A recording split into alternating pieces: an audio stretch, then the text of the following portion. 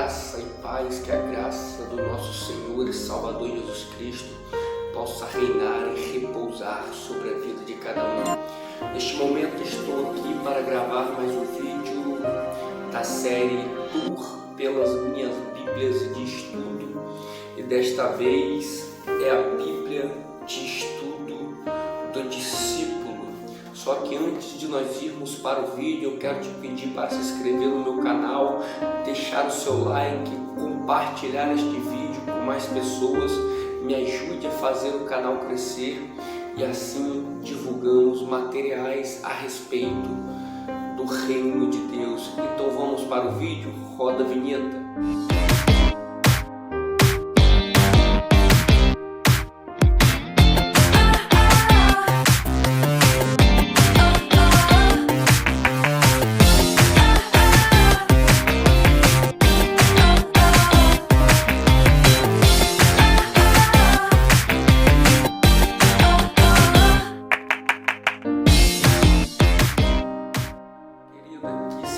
A Bíblia de Estudo do Discípulo IPB, da editora Geográfica, né? Uma Bíblia bem volumosa. Nós já temos uma unboxing dessa Bíblia no canal, você pode conferir, que é só apenas uma viagem pelas Bíblias.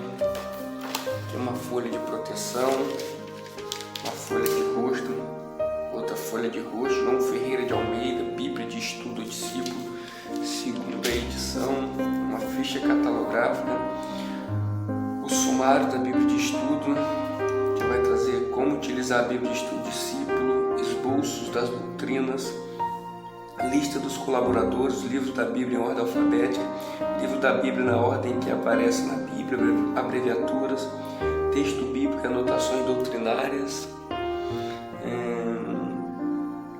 introduções teológicas aos livros da Bíblia, glossário de termos teológicos, tabela de pesos e medidas, resumos das doutrinas, história das doutrinas, recursos para a vida, índice de referências doutrinárias, ilustrações e quadros coloridos.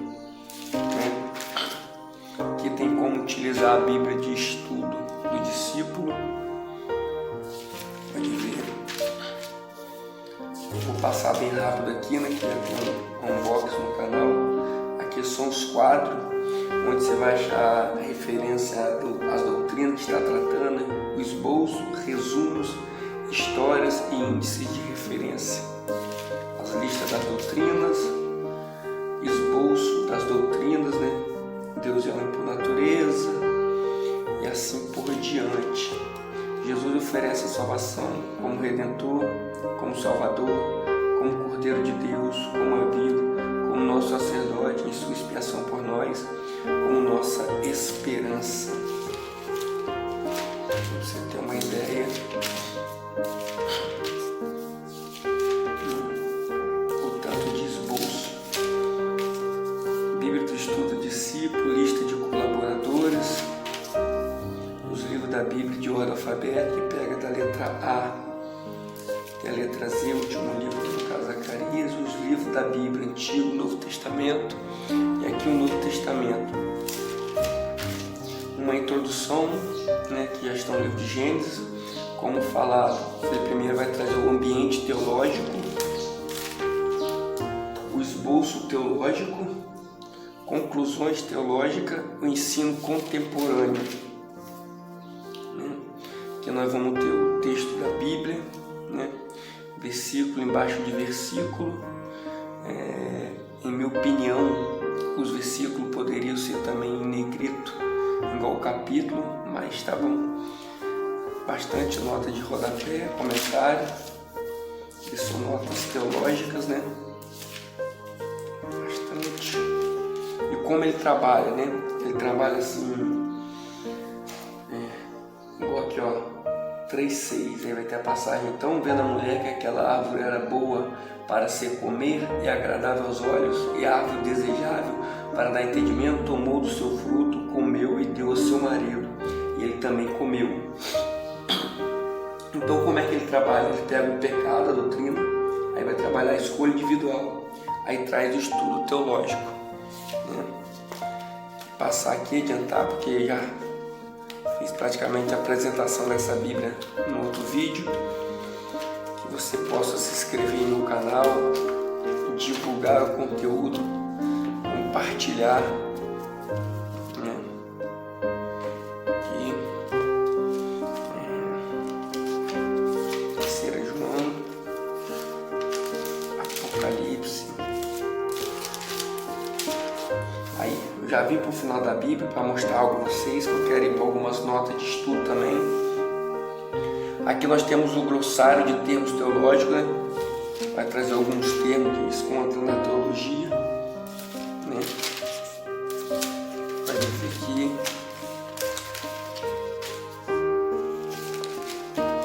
Vai falar sacerdócio dos crentes, ordenança, sacrifício, santo dos santos, santo, Satanás, segunda vinda, segurança do crente, e assim vai. Uma ajuda para o estudo das doutrinas. Aqui nós temos uma tabela de pesos, comprimentos e capacidade. Ajuda para o estudo das doutrinas.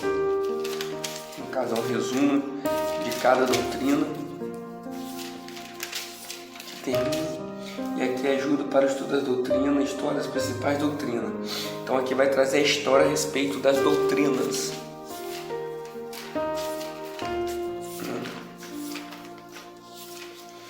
Recursos para a vida, relacionado à doutrina à vida, que é um sumário. Aqui tem recurso, Ministério de Adoração e Intercessão.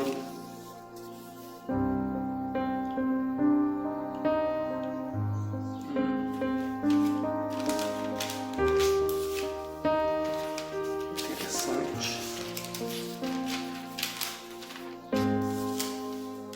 Aqui nós vamos ter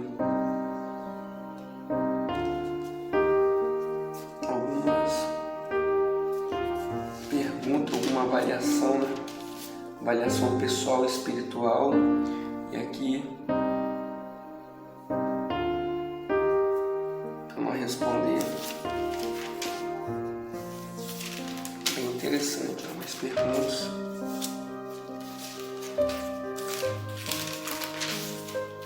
Que ajuda, né? A compreensão.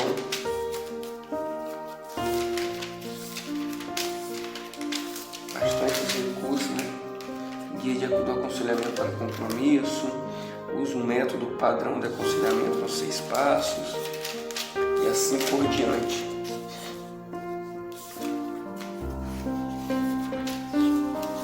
Aqui nós temos o índice de referências doutrinárias. Isso aqui ajuda muito na sua pesquisa.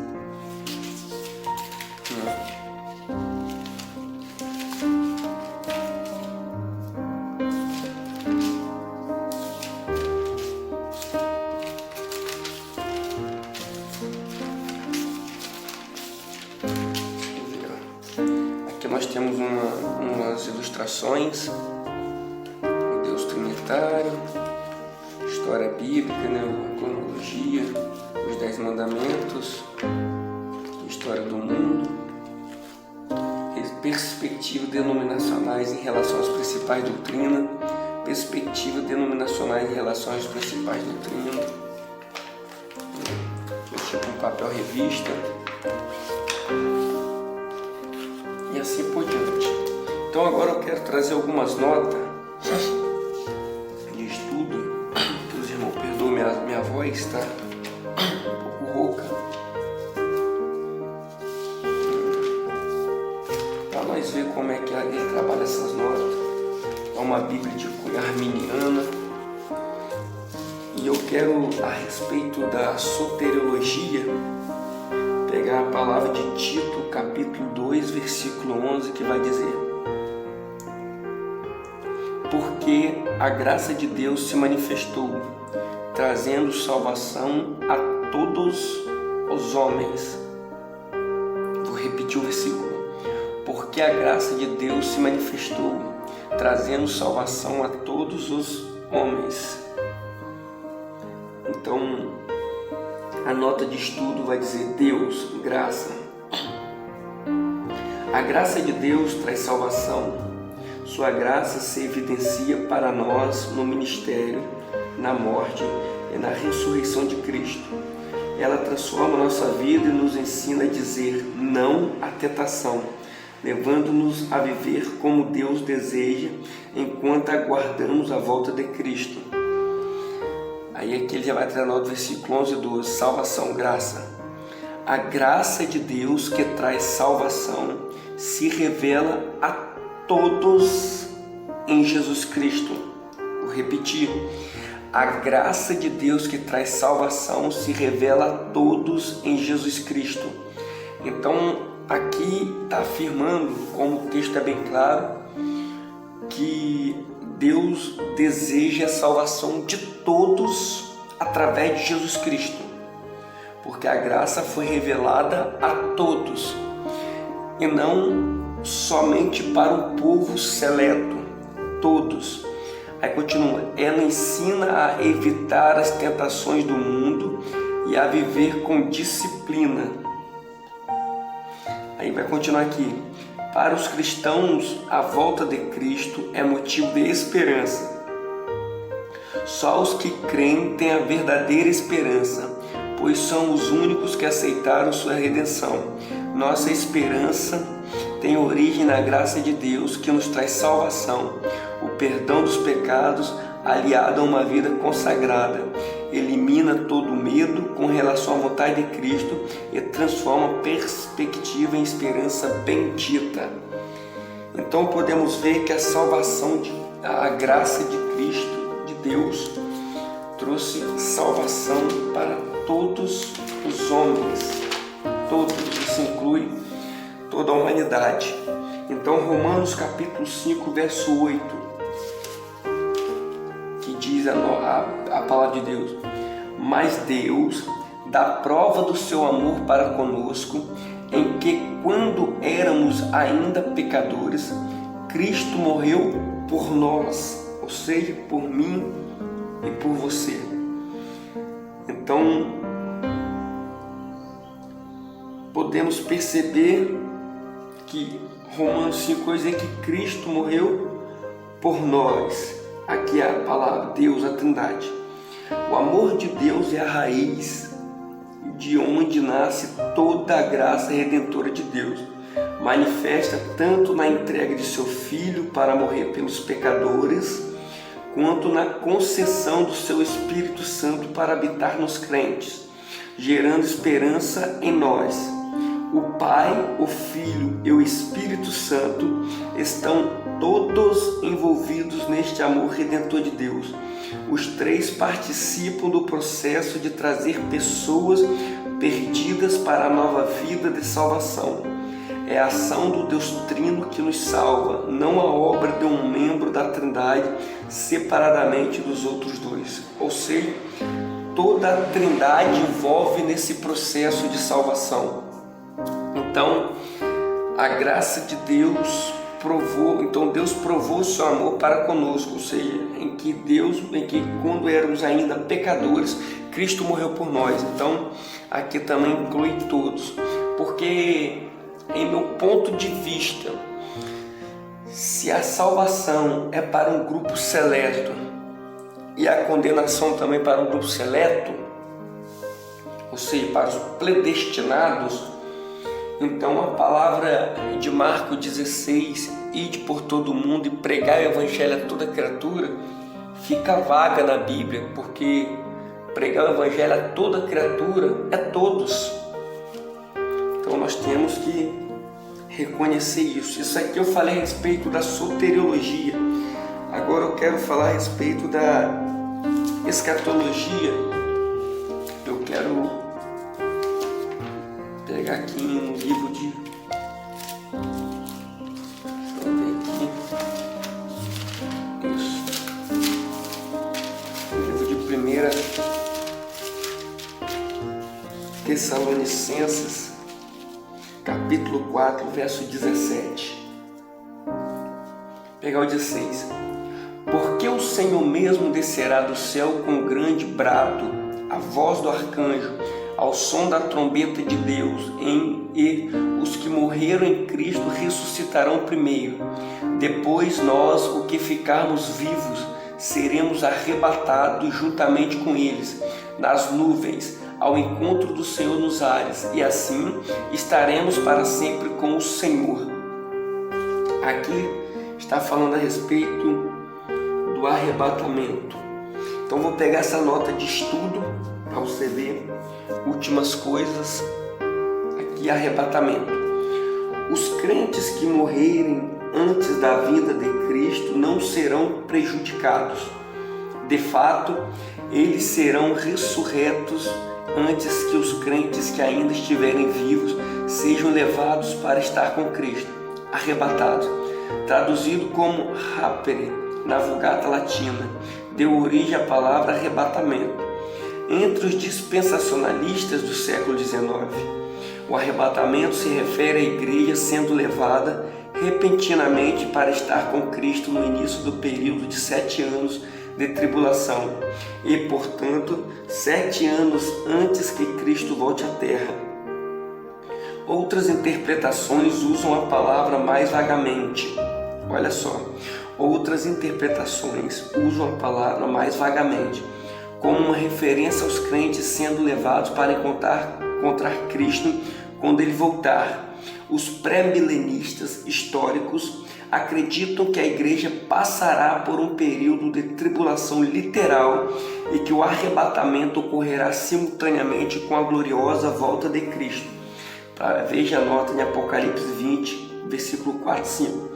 Para alguns amilenistas, o arrebatamento mencionado aqui é uma ressurreição e juízo geral, sem referência a um período de tribulação específico no fim dos tempos. Outros amilenistas e a maioria dos pós-milenistas acreditam que a igreja passará pelo período de tribulação antes de ser arrebatada. As variações de opinião surgem do fato de que a Bíblia não estabelece claramente a sequência temporal em que ocorre o arrebatamento dos crentes vivos e a volta de Cristo. Veja as notas em Daniel 9, verso 24 e 27 e Mateus 24, verso 21 e 22.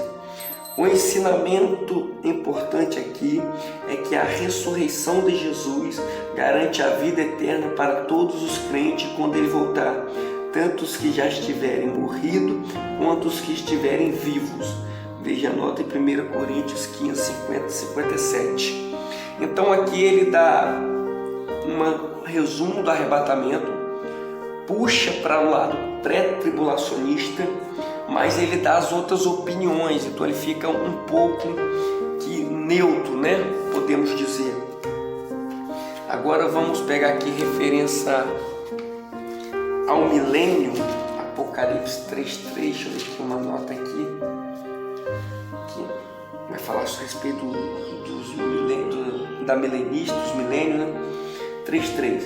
Lembra-te, portanto, do que tens recebido e ouvido, e guarda-o, e arrepende-te, pois se não vigiares, virei. Olha, então a nota do Apocalipse 3:3, últimas coisas, promessas da volta. As últimas palavras de Cristo dirigidas diretamente às igrejas contêm a promessa pessoal de sua volta, que inclui uma recompensa para os que forem fiéis. Também significará livramento na hora da provação escatológica, seja retirando da terra os fiéis antes dela, dispensacionalistas, seja concedendo força suficiente para suportarmos a tribulação reinante, pré-milenismo histórico, amilenismo e pós-milenismo. Veja a nota em 1 Tessalonicenses 4, 14, 18. A promessa da volta de Cristo é também um chamado ao arrependimento e obediência ao Evangelho. Então aqui ele deixa meio vago, ele fala que Cristo vai voltar e dá as visões, né, desse estudo, as visões que correm na linha escatológica, da teologia. Agora vamos em Lucas, pega o Evangelho de Lucas, capítulo 16, que muitos conhecem, que é o homem rico e o Lázaro. Lucas 16, a partir do verso 19, que ele vai falar a respeito do estado intermediário. E todos conhecem a passagem a respeito de um mendigo e um rico, né? E eu quero pegar só a nota de estudo que vai do capítulo 16, do verso 19 ao 26, vai dizer: Jesus colocou em contraste o destino final de duas pessoas.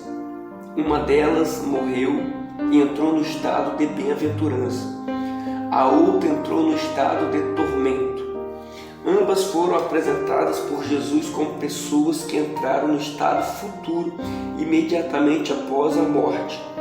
A implicação na história de Jesus é que a alma justa entra no estado consciente de felicidade, ao passo que a alma do ímpio entra no estado consciente de tormento. Veja a nota no capítulo 23, 43. Muitos acham que a descrição do rico e Lázaro não pretendia ser um quadro escatológico detalhado da vida após a morte. Preferem entender que se trata de uma forte declaração de que no julgamento final as aparentes justiças da vida serão corrigidas.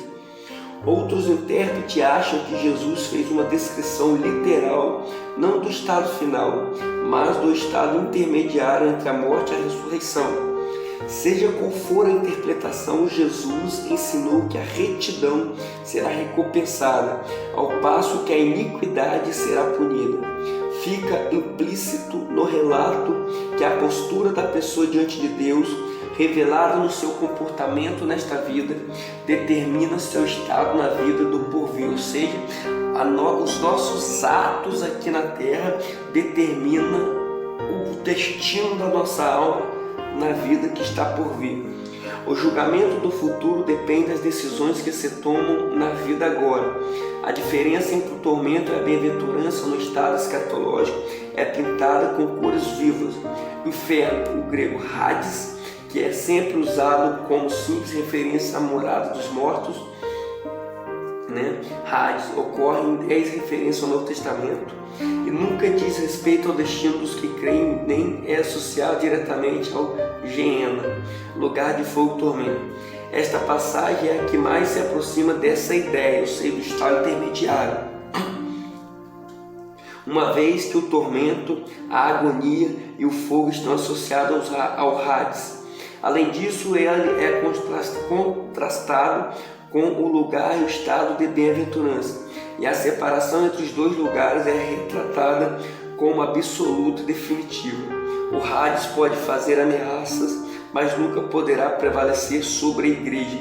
Cristo tem poder sobre o Hades e acabará por derrotá-la.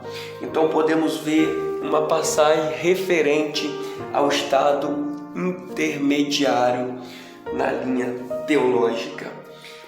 Então, queridos, essa aqui foi a apresentação pela essa Bíblia de estudo magnífica, maravilhosa. Eu indico.